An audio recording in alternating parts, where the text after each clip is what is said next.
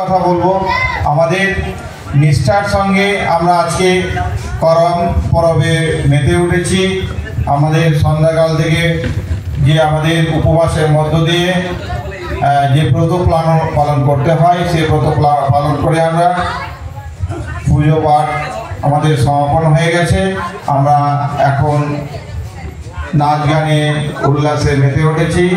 এই মহতী যে অনুষ্ঠান আমরা প্রতি বছর সম্পন্ন করে থাকি, আজকে আমাদের জেলার বিভিন্ন প্রান্তেই এই অনুষ্ঠানটা সংগঠিত হয়েছে।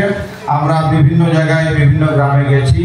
আমাদের ইউনাইটেড ফোরামের পক্ষ থেকে আমরা জেলার মধ্যে সাঁওতাল ওরাও মুন্ডা যত রকম আদিবাসী মানুষজন আমরা আছি, সকলেই আমরা একে অপরের মাধ্যমে যে এই যে প্রত্যেকের যে পরব অনুষ্ঠানগুলো নিষ্ঠার সঙ্গে পালন করবেন, আগামীতে যা যা নিজেদের সমাজের মধ্যে যা আছে যেন হারিয়ে না যায়।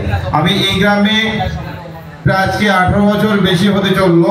শিক্ষকতা করার সঙ্গে সঙ্গে ছেলে মেয়েদের অনেক গার্জেনদের সঙ্গে এসেও তাদের খোঁজ খবর নিতাম যে এই গ্রামে কোথায় কোথায় এই কারাম পরবটা হয়। অনেকে ঠিকঠাক বলতে পারতো না, বিশেষ করে ওই দিককার গার্জেনদের সঙ্গে খুব কাছাকাছি, তারা স্কুলে আসতেন রান্না বান্নার সঙ্গে যুক্ত, তারা বলছে আমরা তো করি না। তো করেন না কেন? আমরা তো আদিবাসী, এই কারণ পরব হবে না কেন?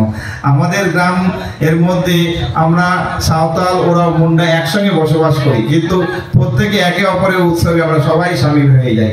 তো আজকে প্রতিবারের মতোই আমরা বিভিন্ন জায়গায় যাচ্ছি, সকল মানুষজনের সঙ্গে আজকে এই পরবের মানে অনুষ্ঠানের যে আনন্দ উপভোগ করছি। এবং আমাদের সবচেয়ে বলার যে আমাদের আদিবাসী মানুষজন যে আমাদের বিভিন্ন প্রকৃতির সঙ্গে যে নিবিড় সম্পর্ক, আমরা প্রকৃতিকে ভালোবাসি, প্রকৃতিকে নিষ্ঠার সঙ্গে শ্রদ্ধা ভালোবাসা এবং তারই আমরা পুজো অর্চনা করে থাকি।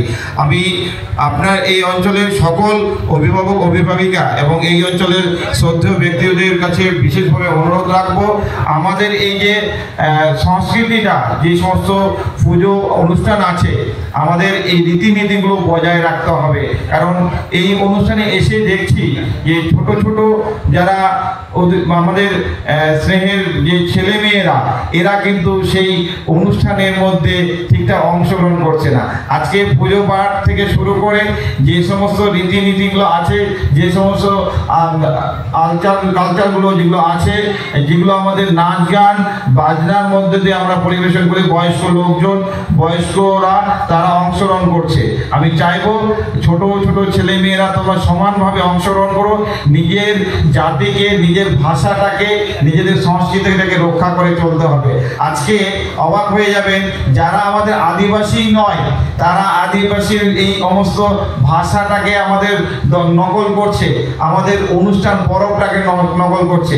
আপনারা অবাক হয়ে যাবেন, আমাদের পাশাপাশি কুর্মী জাতিরা বসবাস করে, তারা কিন্তু আদিবাসীর মধ্যে পড়ে না, কিন্তু তারা এই করম পুজোটাকে উদযাপন করার জন্য আমাদের মতো আদিবাসী লোকজনকে ভাড়া করে নিয়ে আসছে, তাদের কাছে গান শিখছে, পুজো পাঠটা কী করে করতে হয় সেগুলো জেনে নিয়ে তারা সরকারের কাছে জানাতে চাইছে আমরাও আদিবাসী, আমাদের আদিবাসীর জন্য আদিবাসী অন্তর্ভুক্ত করা হোক এবং আদিবাসীর সুযোগ সুবিধা দেওয়া হোক।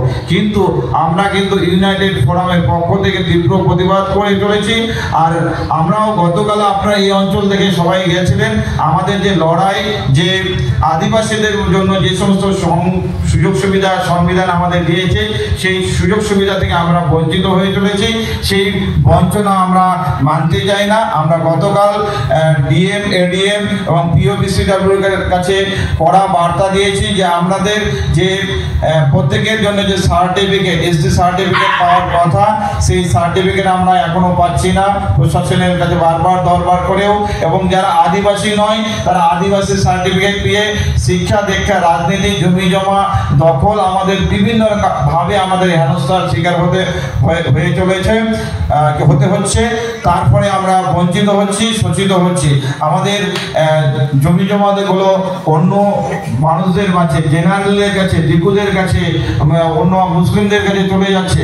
আমরা সেই দিক থেকে যেটা আমাদের এসপিতে অ্যাক্ট, সিএলপিতে অ্যাক্ট, এগুলো যেগুলো আইন আছে, এবং আপনারা জেনে অবাক হয়ে যাবেন যে কিছুদিন আগে আমরা ফরেস্ট অ্যাক্ট যেটা 2006 সেটা চালু করার জন্য আমরা ইউনাইটেড ফোরামের পক্ষ থেকে ডিএম সাহেবকে চিঠি এবং মেমোরেন্ডাম সাবমিট করেছিলাম যে সেখানে আদিবাসী অধ্যুষিত যে সমস্ত বন জঙ্গল এরিয়ার মধ্যে আদিবাসীরা শান্তিপূর্ণভাবে বসবাস করতে পারে, এবং যাদের ভূমিহীন মানুষ, সেই ভূমিহীন মানুষরা সেখানে পাট্টা পেয়ে বাড়িঘর করার মতো সরকারি ব্যবস্থা করতে হবে। কিন্তু আমাদের এই সরকার সেরকমভাবে সুযোগ সুবিধা থেকে আমাদের বঞ্চিত করছে। আমরা এখন যতগুলো আপনারা জেনে থাকবেন, আমাদের ইউনাইটেড ফোরাম অফ অল আদিবাসী সেখানে 50টা সংগঠন একত্রিত হয়ে এই লড়াইটা আমরা সামিল হয়েছি।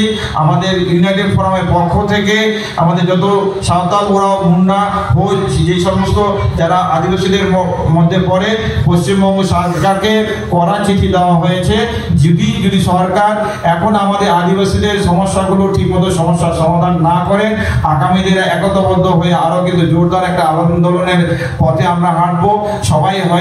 সবাইকে একদিনে আমরা হয়তো জেলা সদর বা কলকাতায় আমাদের যেতে হতে পারে, সেখানে পশ্চিমবঙ্গ সরকারকে ঘেরাও বা অভিযান বা আন্দোলনের অন্যান্য বিভিন্ন পন্থা আমরা গ্রহণ করব।